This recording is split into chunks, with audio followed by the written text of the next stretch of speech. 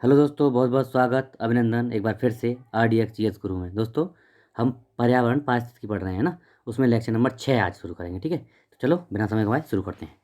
तो पहला क्वेश्चन है, भारतीय राष्ट्रीय जैविक विविधता प्राधिकरण स्थापित किया गया था कब और कहाँ? ठीक है, तो 2003 में चेन्नई में। देखो, 2002 में अधिनियम आता है, राष्ट्रीय जैव विविधता अधिनियम 2002 में आता है, और 3 में स्थापना होती है चेन्नई में इसकी हेडक्वार्टर। ठीक है, हेडक्वार्टर चेन्नई। ओके। राष्ट्रीय जैव विविधता प्राधिकरण यानी NBA, national biodiversity act, Bharat में कृषि संरक्षण में किस प्रकार सहायता करता है, इनमें से बताना है। तो ठीक है, देख, NBA जैव चोरी को रोकता है और तथा देसी और परंपरागत आनुवांशिक संसाधनों का संरक्षण करता है। सही है क्या? है, बिल्कुल राइट है। अब कहते हैं, NBA कृषि पादपों के आनुवांशिक संशोधन पर चल रहे वैज्ञानिक अनुसंधानों का मॉनिटरिंग करता है। NBA है, नेशनल बायोडाइवर्सिटी एक्ट करता है, मॉनिटर करता है? नहीं भैया, मॉनिटर कहाँ करता है, कोई मतलब ही नहीं है इसका। ओके। NBA की अनुशंसा के बिना आनुवांशिक जैविक संसाधनों से संबंधित बौद्धिक संपदा अधिकार, है ना, जो इंटेलेक्चुअल प्रॉपर्टी राइट्स होते हैं ना, उनका आवेदन नहीं किया सकता है। मतलब बिल्कुल राइट है। मतलब क्या है, देखो, अब अगर आपको भारत में या कहीं बाहर में इंटेलेक्चुअल प्रॉपर्टी राइट ले रहे हैं तो पहले NBA से अनुमति लेनी होगी। ठीक है, तो इसलिए 1 और 3 सही है, option C is correct. Okay, 1 3। चल अगला देखते हैं, बर्ड लाइफ इंटरनेशनल, यानी ये संगठन है एक, इसके संदर्भ में आपको बताना है क्या है। यह संरक्षण संगठनों की विश्वव्यापी भागीदारी है। सही है क्या? हाँ, बताओ। बिल्कुल सही है, ये पहला सही है। जैव विविधता हॉटस्पॉट की संकल्पना इस संगठन से ही शुरू हुई, ये सही है क्या? नहीं, इससे नहीं। बताऊँ कब हुई? यह महत्वपूर्ण पक्षी जैव विविधता क्षेत्र यानी imported bird and biodiversity areas के रूप में ज्ञात स्थलों की पहचान करता है। ये सही है, 1 और 3 सही है, यानी ऑप्शन C सर है। तो क्या है, तो ये नॉर्मन मायर्स ने सबसे पहले जैव विविधता के बारे में जैव विविधता की संकल्पना दी थी, है, तो इसलिए बी ऑप्शन सही नहीं है। चलो 1 और 3 हो गए। C, वाणिज्य में प्राणी जात और वनस्पति जात व्यापार संबंधी, यानी ट्रैफिक ट्रेड रिलेटेड, देखो ये है इसकी full form, trade related analysis of fauna and flora in commerce. ये याद रख लो, थोड़ा सा एक बार देख लेना है, हो सकता है कभी कभी फुल फॉर्म भी पूछ लेता है PCS में। तो ये ट्रैफिक की फुल फॉर्म होगी। इनके संबंध में बताना है आपको।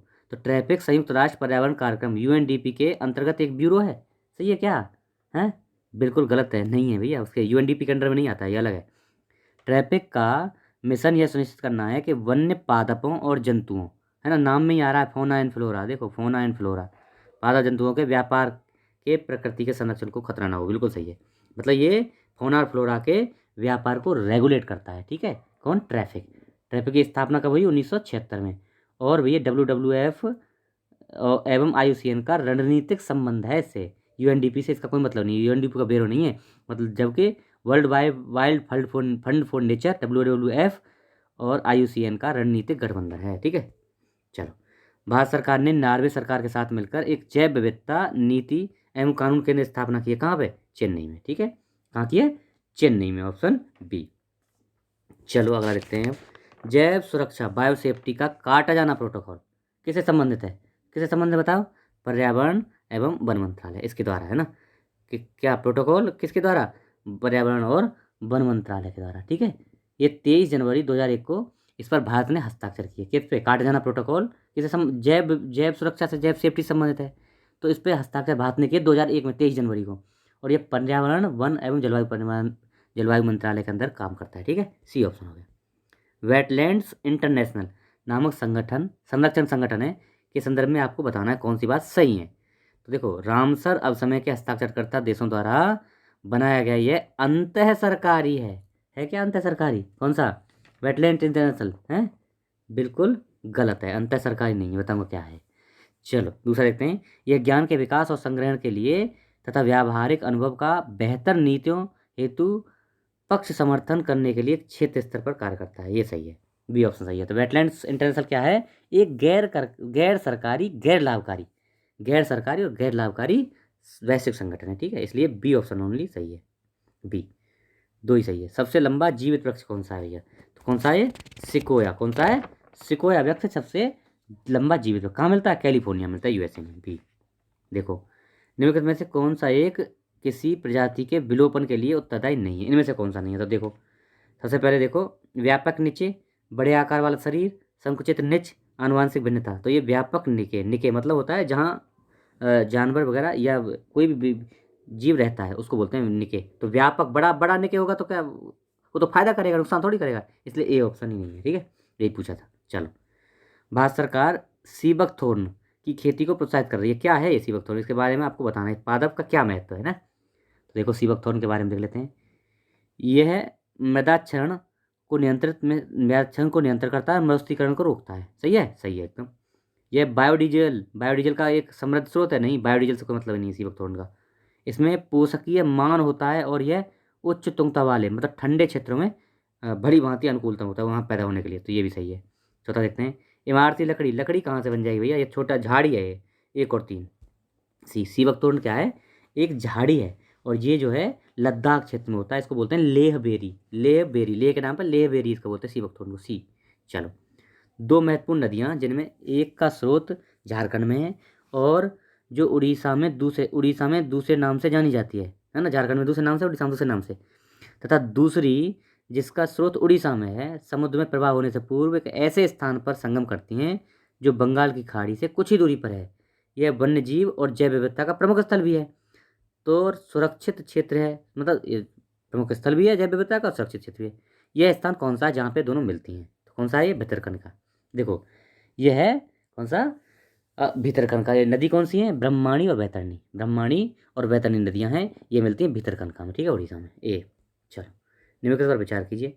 चमगादड़, भालू, कृंतक, रोडेंट, ये क्या उपरोक्त में से किस प्रकार के जंतु में शीत निष्क्रियता है, क्या कोल्ड हाइबरनेशन बोलते हैं ना इसको, तो ये इनमें मिलती है, हाइबरनेशन बोलते हैं। तो प्रक्षेपण क्या जाता है, किसमें, तीनों में होता है, तीनों में ही।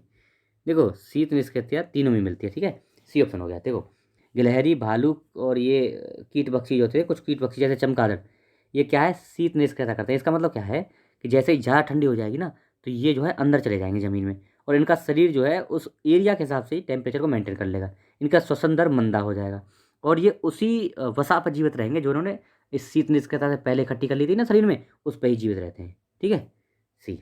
अगला देखते हैं, जैव विविधता दिवस कब मनाया जाता है। तो हमने पढ़ा है कब, 22 मई को, लेकिन इसमें है ही नहीं ऑप्शन, तो इसके हिसाब से ऑप्शन ए होगा। बताऊँ कैसे, देखो यूएन जो है 22 मई को जैव विविधता दिवस मनाता है, लेकिन विश्व के कई देश क्या है 29 दिसंबर को मनाते हैं। क्यों, क्योंकि इसी दिन 29 दिसंबर 1993 को जैव विविधता जो कन्वेंशन थी ना वो प्रभावी हुई थी, इसलिए 29 दिसंबर को मनाते हैं, है ना। इसके हिसाब से A option. Green house effect वह प्रक्रिया है जिसमें पौधे उगने के लिए समान तापमान प्राप्त किया जाता है, जिसमें वायुमंडलीय कार्बन डाइऑक्साइड द्वारा इंफ्रारेड विकिरण शोषित कर लिए जाते हैं, वायुमंडल गर्म हो जाता है, ये है ना। चलो, नॉर्मल सी बात ये थी। चलो, ग्रीन हाउस गैसों की संकल्पना दी थी, तो अब बताओ किसने दी थी भैया, ये दी थी जोसेफ फोरियर साहब ने। किसने, जोसेफ फोरियर साहब ने दी थी ग्रीन हाउस गैसों की संकल्पना। ओके, सी ऑप्शन हो गया। चलो, 1824 में। चलो, निम्नलिखित में से कौन एक वैश्विक ऊष्मन के लिए उत्तरदायी नहीं है, बताओ। मीथेन, जलवाष्प, कार्बन डाइऑक्साइड, ऑर्गन। ऑर्गन नहीं है। देखो अभी बताता हूँ आपको, सबसे ज़्यादा कार्बन डाइऑक्साइड इनके हिसाब से, लेकिन उससे भी ज़्यादा है कौन सी, जलवाष्प। सबसे ज़्यादा है जलवाष्प, उसके दूसरे, हाँ ये देखो, हाँ ये एक नंबर पर जलवाष्प होती है, एक नंबर पे, दो नंबर पर कार्बन डाइऑक्साइड, और उसके बाद में आता है तीसरा नंबर मीथेन का, और फिर आता है चौथा नंबर ओजोन का, और ये जो है आर्गन, कार्बन डाइऑक्साइड, ये ग्रीन हाउस गैस नहीं है। हालांकि देखो दो गैस और सुन लो, ये तीन तो ये हो गई, उसके बाद कार्बन टेट्राफ्लोराइड ये भी है, और नाइट्रस ऑक्साइड भी है, ये भी है ना। चलो अगला देखते हैं, हरित गृह प्रभाव के वातावरण में निम्नलिखित में से कौन सा परिवर्तन होता है, कौन सा परिवर्तन होगा हरित गृह प्रभाव से, तो कौन सा होगा बताओ। वायुमंडल में कार्बन डाइऑक्साइड की सांद्रता बढ़ जाएगी, ऐसा है क्या, बढ़ जाएगी क्या, बताओ बताओ। चलो देखते हैं, वायुमंडल में आर्द्रता बढ़ जाएगी, ये बढ़ेगी। ठीक है, जीवधारियों की संख्या बढ़ जाती है, हालांकि ये भी हो सकता है, वायु की गति बढ़ जाएगी। देखो ठीक है, इसमें दो ऑप्शन सही हैं, बी और डी, बी और डी सही है इसमें। ठीक है, कैसे, वायुमंडल में कार्बन डाइऑक्साइड की सांद्रता बढ़ जाएगी, ऐसा तो कोई अभी तक कोई प्रमाण नहीं मिला है कि भाई ग्लोबल वार्मिंग से CO2 बढ़ जाएगी, लेकिन CO2 बढ़ने के कारण ग्लोबल वार्मिंग हो रही है, ऐसा तो मिला है। ठीक है, अच्छा, वायुमंडल में आर्द्रता बढ़ जाती है, हाँ देखो टेम्परेचर बढ़ता है, देखो ग्रीन हाउस गैसों से टेम्परेचर बढ़ता है, टेम्परेचर बढ़ने से मैंने पढ़ाया है आपको, टेम्परेचर बढ़ता है तो वायु में आर्द्रता ग्रहण करने की क्षमता बढ़ जाती है, तो आर्द्रता भी बढ़ जाएगी, तो भी सही हो गया। जीवधारियों की संख्या बढ़ जाएगी, बढ़ सकती है, ये भी एक रीजन हो सकता है, लेकिन इतना कंफर्म नहीं है ये। लेकिन वायु की गति बढ़ जाएगी, जब टेम्परेचर बढ़ जाएगा तो जो है हाई प्रेशर और लो प्रेशर अलग अलग जो है बन जाएंगे, इस हिसाब से वायु की गति बढ़ जाएगी। तो बी और डी है ना, दोनों ही ऑप्शन सही है इसमें, इसलिए इसको हटाना ठीक है। ये ऑप्शन जो है कामयाब नहीं है, हटाना ठीक है इसको, ऐसे ऑप्शन को। ठीक, चलो आगे देखते हैं। वायु में कार्बन डाइऑक्साइड की बढ़ती हुई मात्रा से वायुमंडल का तापमान धीरे धीरे बढ़ रहा है, क्योंकि कार्बन डाइऑक्साइड क्या करती है, बताओ क्या करती है? कार्बन डाइऑक्साइड क्या करती है? सौर विकिरण के अवरक्त अंश को अवशोषित कर लेती है, और ये भैया क्या एटमॉस्फेयर को गर्म करती है। ठीक है, इसलिए बढ़ रहा है। चलो, निम्नलिखित गैसों में से कौन सी एक गैस धरती पर जीवन के लिए हानिकारक और लाभदायक दोनों है? तो कौन सी गैस है? सब जानते हैं भाई, कार्बन डाइऑक्साइड गैस लाभदायक भी है और हानिकारक भी है। ठीक है, चलो, निम्नलिखित में से कौन सा कार्बन निषेचन यानी कार्बन फर्टिलाइजेशन को सर्वोत्तम वर्णित करता है? तो कौन सा है बताओ, कौन सा है बताओ? वायुमंडल में कार्बन डाइऑक्साइड की बढ़ती हुई सांद्रता के कारण बढ़ी हुई पादप वृद्धि, यही है कार्बन निषेचन। कार्बन फर्टिलाइजेशन क्या है? तो वायुमंडल में कार्बन डाइऑक्साइड की बढ़ी हुई सांद्रता के कारण क्या हुई? पादप वृद्धि, यही है फर्टिलाइजेशन, कार्बन फर्टिलाइजेशन है ये ऑप्शन। अगला देखते हैं। निम्नलिखित में से कौन जलवायु परिवर्तन के प्रमुख कारक हैं? जीवाश्म ईंधनों का अधिकाधिक जलन, सही है। तेल चालित स्वचालित वाहनों की विस्फोटन क्षमता, ये विस्फोटन वो भी है। सौरधदक, ये नहीं है, बताओ आपको, सौरधदक नहीं है। और अत्यधिक वनोन्मूलन, ये तो है ही है भैया, 1 2 4। ठीक है, 1 2 4, तो बी ऑप्शन। देखो, नासा और अन्य एजेंसियों ने जो सौरधदक है ना, सौरधदक मतलब सोलर फ्लेयर, इसको जो है जलवायु परिवर्तन का कारण नहीं माना, इसलिए ये नहीं। ठीक है, नासा वगैरह नहीं माना है, तो बी ऑप्शन हो जाएगा, 1 2 4।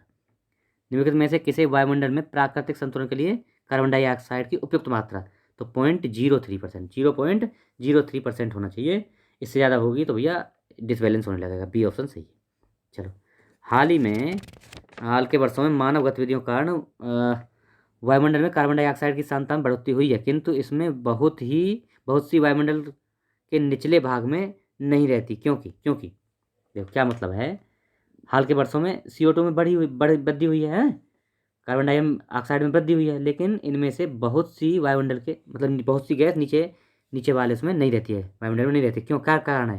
कारण क्या है इसका, वो पूछ रहा है। तो ये वह बाह्य समताप मंडल में पलायन कर जाती है? नहीं, ऐसा कुछ नहीं। समुद्रों में पादक प्लवक का प्रकाश संश्लेषण ले लेते हैं। देखो क्या है, CO2 बढ़ तो गई है, लेकिन समुद्रों के जो पादक है ना, क्या बोलते हैं उसको, फाइटोप्लैंक्टन्स, वो इसको यूज कर लेते हैं किसके लिए? प्रकाश संश्लेषण के लिए। बी ऑप्शन सही है। चलो, और क्या है? ध्रुवीय छत्रक वर्ग छत्रक वायु का प्रग्रहण कर लेते हैं? नहीं, ये भी नहीं है, ये केवल बी ऑप्शन सही है। ठीक है, अब देखो इंपॉर्टेंट क्वेश्चन है, मीथेन हाइड्रेट्स क्या होते हैं? इन निक्षेपों के बारे में आपको बताना है। तो भूमंडलीय तापन के कारण इन निक्षेपों के मीथेन गैस के निर्मुक्त होना प्रेरित हो सकता है। तो सही है ये बात, बिल्कुल राइट, हो सकता है भैया। चलो, मीथेन हाइड्रेट्स विशाल निक्षेप उत्तर ध्रुवीय टुंड्रा में तथा समुद्र अतल के नीचे पाए जाते हैं। बिल्कुल राइट है, ये भी पाए जाते हैं। वायुमंडल के अंदर मीथेन 1 या 2 दशक के बाद कार्बन डाइऑक्साइड में आक्सीकृत हो जाती है। सही है क्या? बिल्कुल राइट है, 1 2 3 ऑप्शन। क्या होते हैं मीथेन हाइड्रेट्स? क्या होता है? देखो, जो बर्फ़ के बहुत बड़े बड़े छत्रक है ना, जो ग्लेशियर्स हैं, उनके नीचे जो जमी हुई क्या है, मीथेन जो जमी हुई है ना, उसको बोलते हैं मीथेन हाइड्रेट्स। तो ये उनके लिए तीनों ही बातें सही हैं। ठीक है, ये हमारा लेक्चर हो गया आज का। आशा है आप लोगों को पसंद आएगा। आप लोग इसको शेयर करिए, लोगों को बताइए। अगर चैनल पर पहली बार हैं, सब्सक्राइब कर लीजिए और तैयार हो जाइए बेस्ट से बेस्ट कंटेंट लेने के लिए। ठीक है, okay, thank you so much.